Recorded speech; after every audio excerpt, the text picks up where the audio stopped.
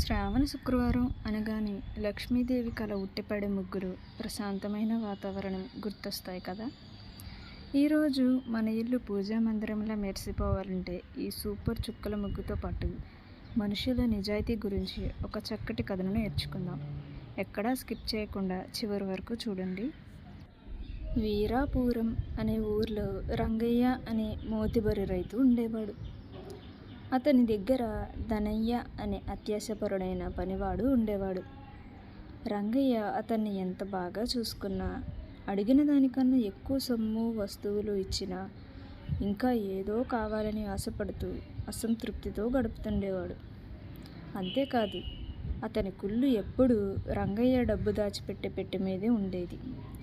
దాని తాళం చెవి ఎప్పుడెప్పుడు చేతికి చిక్కుతుందా, ఎప్పుడు అందులోని డబ్బును ఉడాయిద్దామా అనుకుంటూ ఉండేవాడు. అప్పుడప్పుడు చిన్న చిన్న దొంగతనాలు కూడా చేసేవాడు. రంగయ్య భార్య మాత్రం ఇతని కనిపెట్టి ఉండేది. భర్తను కూడా హెచ్చరించేది. కానీ రంగయ్య ఆమె మాటలు పట్టించుకునేవాడు కాదు. అయితే ఒకరోజు ఉన్నట్టుండి రంగయ్య దగ్గరికి వచ్చి, అయ్యా, నేను పని మానేసి వెళ్ళిపోతాను. నేను ఎంత నిజాయితీగా పనిచేస్తున్నా మీరు నన్ను పూర్తిగా నమ్మటం లేదు అన్నాడు. ధనయ్య దానికి రంగయ్య, అదేంటి ధనయ్య, నీకు ఇక్కడ పూర్తి స్వేచ్ఛ ఉంది.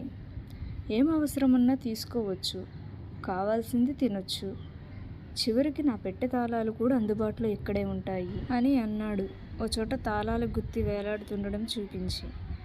వెంటనే అతను గబాల్న ఆ తాళాల పెట్టి తెరుచుకోవటం లేదే అంటూ నోరు జారి నాలుగు ఖర్చుకున్నాడు.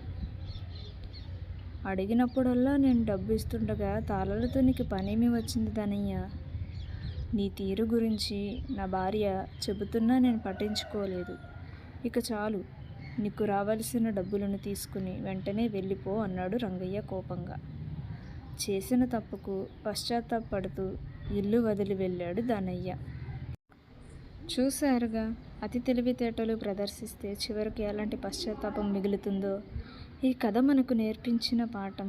ఈ ముగ్గు డిజైన్ అండ్ ఈ కథ మీకు నచ్చితే వెంటనే చిన్న లైక్ చేసి సపోర్ట్ చేయండి. మీ ఫ్రెండ్స్ అండ్ ఫ్యామిలీ మెంబర్స్కి షేర్ చేయడం మర్చిపోవద్దు. ఇలాంటి మరిన్ని స్పెషల్ ముగ్గులు, ఇంట్రెస్టింగ్ కథల కోసం మన ఛానల్ని ఇప్పుడే సబ్స్క్రైబ్ చేసుకోండి. మళ్ళీ ఇంకో మంచి కథ, మంచి ముగ్గుతో, మంచి వీడియోతో మళ్ళీ కలుద్దాం. Thanks for watching.